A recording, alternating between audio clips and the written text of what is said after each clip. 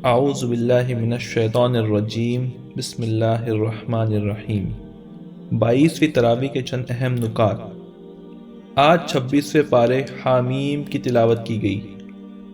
سب سے پہلے سورہ احقاف ہے جو ہجرت سے 3 سال پہلے اس وقت نازل کی گئی جب حضور صلی اللہ علیہ وسلم طائف سے واپس تشریف لا رہے تھے۔ یہ نبوت کا 10واں سال تھا۔ اسے عام الحزن یعنی رنج و غم کا سال کہتے ہیں، کیونکہ اسی ایک سال میں حضور صلی اللہ علیہ وسلم کے چچا جناب ابو طالب اور حضرت خدیجہ الکبریٰ رضی اللہ تعالیٰ عنہا دونوں کا انتقال ہو گیا۔ اس کے بعد کفار قریش بہت دلیر ہو گئے اور آپ صلی اللہ علیہ وسلم کو تنگ کرنے لگے، یہاں تک کہ گھر سے نکلنا دو بھر کر دیا۔ آخر کار آپ صلی اللہ علیہ وسلم مکہ سے تشریف لے گئے کہ شاید وہاں کے 3 بڑے سرداروں میں سے کوئی ایمان لے آئے، مگر انہوں نے بھی آپ کی کوئی بات نہیں مانی، بلکہ آپ کے پیچھے گنڈے لگا دیے اور وہ راستے کے دونوں طرف دور تک آپ پر آوازیں کستے، گالیاں دیتے اور پتھر مارتے چلے گئے، یہاں تک کہ آپ زخموں سے چور چور ہو گئے اور آپ کی جوتیاں خون سے بھر گئی۔ اس حالت میں آپ طائف کے باہر ایک باغ کی دیوار سے ٹیک لگا کر بیٹھ گئے اور اپنے رب سے فریاد کرنے لگے، اے ارحم الراحمین، تو سارے ہی کمزوروں کا رب ہے اور میرا بھی، تو مجھے کس کے حوالے کر رہا ہے؟ اس کے جواب میں حضرت جبرائیل علیہ السلام پہاڑوں کے فرشتے کو لے کر آئے۔ اس نے عرض کیا، آپ حکم دے دونوں طرف کے پہاڑ ان پر الٹ دوں۔ آپ صلی اللہ علیہ وسلم نے فرمایا، نہیں، بلکہ میں امید رکھتا ہوں کہ ان کی نسل سے آنے والے اللہ وحدہ لا شریک کی بندگی قبول کریں گے۔ اس کے بعد آپ صلی اللہ علیہ وسلم چند روز تک نخلہ کے مقام پر ٹھہرے رہے۔ آپ صلی اللہ علیہ وسلم پریشان تھے کہ مکہ کیسے واپس جائے، یہ خبر سن کر تو وہاں کے لوگ اور شیر ہو جائیں گے۔ انہی دنوں میں ایک رات آپ صلی اللہ علیہ وسلم نماز میں قرآن مجید کی تلاوت کر رہے تھے کہ جنوں کا ایک گروہ ادھر سے گزرا۔ انہوں نے قرآن سنا اور وہ ایمان لے آئے اور واپس جا کر اپنی قوم میں اسلام کی تبلیغ شروع کر دی۔ اللہ تعالیٰ نے نبی صلی اللہ علیہ وسلم کو اس سورہ کے ذریعے یہ خوشخبری سنائی کہ انسان چاہے آپ کی دعوت سے بھاگ رہے ہو، مگر بہت سے جن اسے گرویدہ ہو گئے ہیں اور وہ اسے اپنے جسم میں پھیلا رہے ہیں۔ ساتھ ہی کفار کو ان کی گمراہیوں کے نتائج سے آگاہ کیا اور فرمایا، کبھی سوچا کہ اگر قرآن اللہ ہی کا کلام ہے تو اس کے انکار پر تمہارا انجام کیا ہوگا؟ پھر یہ واضح کیا کہ ماں باپ کے حقوق کی ادائیگی کا شعور انسان کو خدا کے حقوق کے شعور کی طرف اور ان کے حقوق کی عدم ادائیگی گمراہی کی طرف لے جاتے ہیں۔ چنانچہ فرمایا، ہم نے انسان کو ہدایت کی کہ وہ اپنے والدین کے ساتھ نیک سلوک کرے۔ اس کی ماں نے مشقت اٹھا کر اسے پیٹ میں رکھا اور مشقت اٹھا کر اس کو جنا، اور حمل اور دودھ چھڑانے میں 30 مہینے لگ گئے، یہاں تک کہ وہ جوانی کو پہنچ گیا۔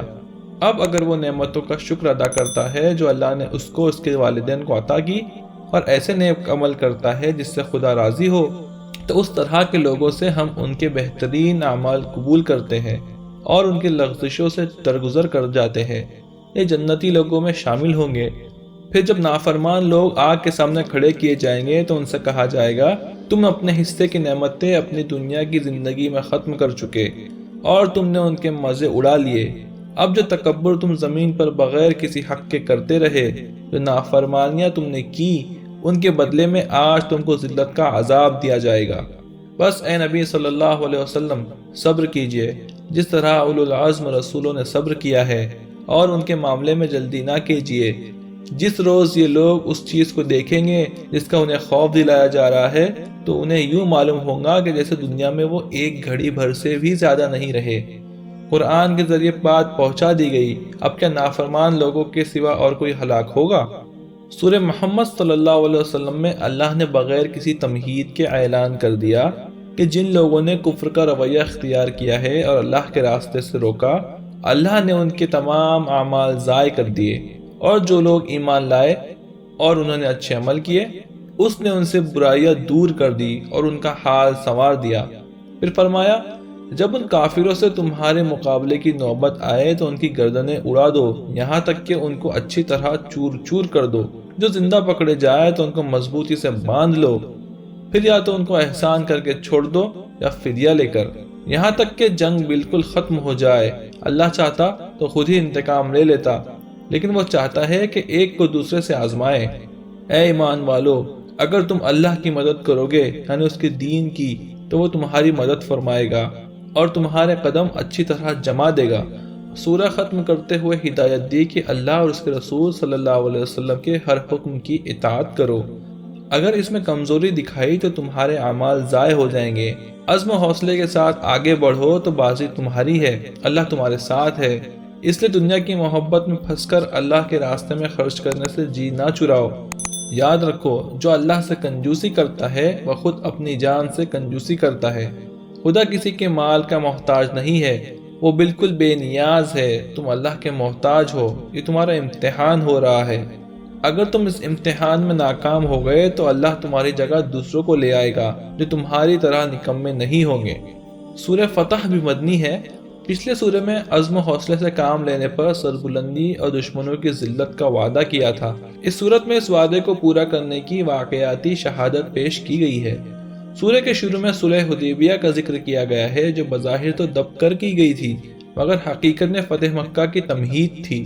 اس سورہ میں فتح اور غلبے کی ان پیشن گوئیوں اور بشارتوں کا بھی حوالہ دیا گیا ہے جو اس امت کے لیے اللہ نے توریت اور انجیل میں بیان فرمائی، تاکہ اہل ایمان اور اہل کفر دونوں پر اچھی طرح واضح ہو جائے جو کچھ ہو رہا ہے اور جو کچھ ہونے والا ہے سب کچھ اللہ تعالیٰ کی اسکیم میں پہلے سے شامل ہے، اور یہ اسکیم پوری ہو کر رہے گی۔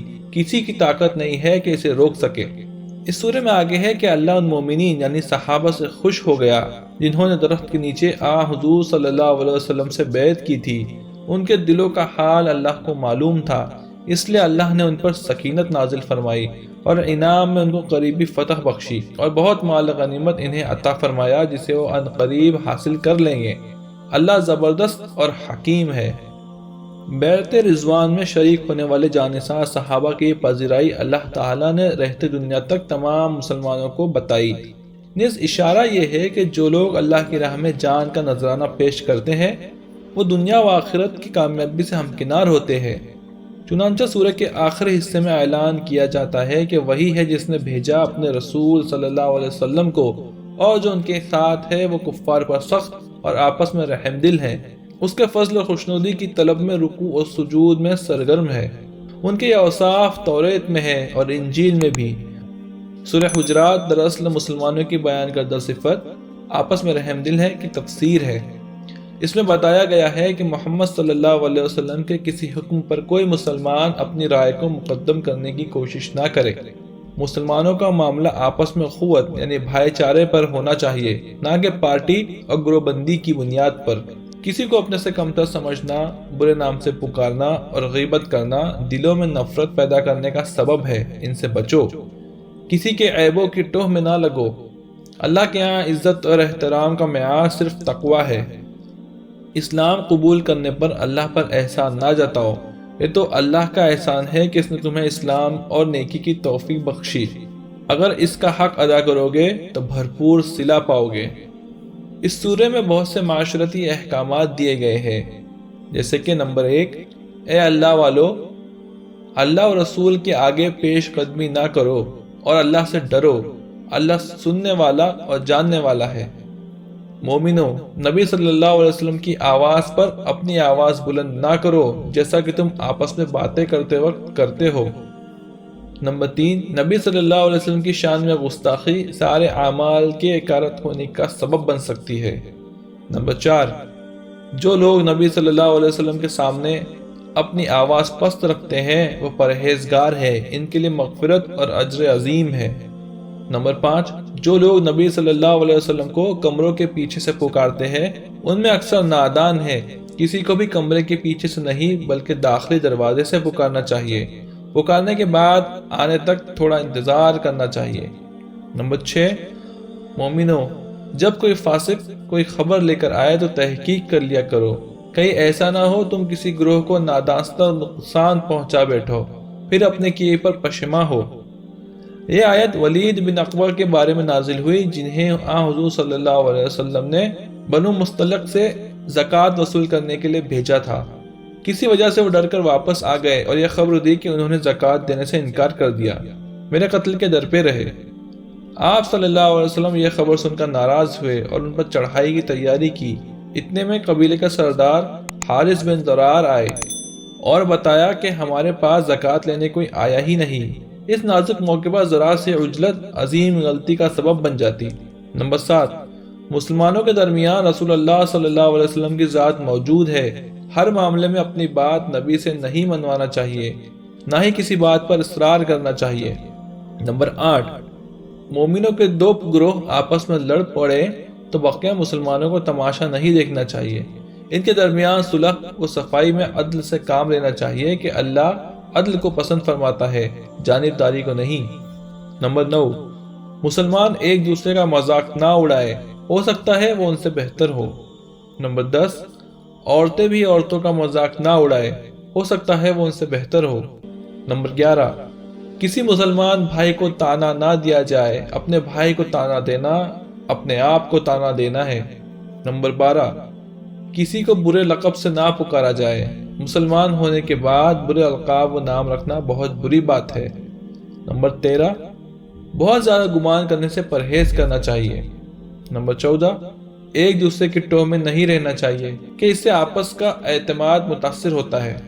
نمبر 15، پیٹھ پیچھے کسی مسلمان کی برائی نہ کرنا چاہیے، ایسا کرنا مرے ہوئے بھائی کا گوشت کھانے کے برابر ہے۔ نمبر 16، تمام انسانوں کی اصل ایک ماں باپ ہے، ذات برادریوں کی تقسیم صرف پہچان کے لیے ہے، اللہ کے نزدیک سب سے مکرم وہ ہے جو اللہ سے ڈرتا ہو۔ نمبر 17، ایمان لانے کے بعد ایمان کا احسان جتانا صحیح نہیں، جو ایمان لائے گا اس کا فائدہ اسی کو ہوگا، جو عمل کرے گا اللہ اس کو پورا اجر دے گا۔ اللہ زمین و آسمان کی ہر پوشیدہ چیز کا علم رکھتا ہے، جو کچھ تم کرتے ہو وہ سب اس کی نگاہ میں ہے۔ سورہ قاف اور اس کے بعد سورہ زاریات کے 2 رکوع پڑھے گئے جن میں سورہ قاف ہی کی بات کو بڑھایا گیا ہے، ان میں قیامت اور حشر و نشر کو بیان کیا گیا ہے۔ قرآن نے جب لوگوں کو آگاہ کیا کہ مرنے کے بعد تمہیں از سر نو زندہ کیا جائے گا اور تمہیں اپنے رب کے آگے اپنے اعمال اور اقوال کا جواب دینا ہوگا، تو قریش کی لیڈروں کو یہ بات بڑی ناگوار گزری۔ کہا گیا انہیں معلوم ہونا چاہیے کہ جسے دور سمجھ رہے وہ تو بہت قریب ہے، موت آتے ہی پتہ چل جائے گا، یہ ہے وہ چیز جس سے تم بھاگتے تھے۔ اسی طرح کہا جسے تم ناممکن سمجھ رہے ہو کہ مرنے کے بعد سب مٹی میں گل سڑ جاتے ہیں، تو مرنے کے بعد زمین ان کے اجزاء کو ہضم کر لیتی ہے۔ اللہ کو ان سب اجزاء کا پتہ ہے اور لوگوں کے اقوال و اعمال کا ریکارڈ محفوظ رکھنے کے لیے اس کے پاس ایک رجسٹر بھی ہے۔ کیا یہ نہیں دیکھتے کہ جس قوم پر بھی ہلاکت آتی ہے اس کے لیڈر تباہ اور عوام تتر بتر کر دیے جاتے ہیں۔ یاد رکھو لوگوں کے نزدیک حساب کتاب کے دن کا آنا کتنا ہی دشوار ہو، مگر اللہ کے لیے اتنا ہی آسان ہے جتنا تمہارے لیے کوئی لفظ منہ سے نکال دینا۔ یہاں 22ویں تراویح کا بیان ختم ہوا۔ اللہ تعالی ہم سب کو قرآن پڑھنے، اس کو سمجھنے اور اس پر عمل کرنے کی توفیق عطا فرمائے۔ اللہ اس کی برکتوں سے ہمارے شہر، ملک اور عالم اسلام کے حالات تبدیل فرمائے۔ آمین یا رب العالمین۔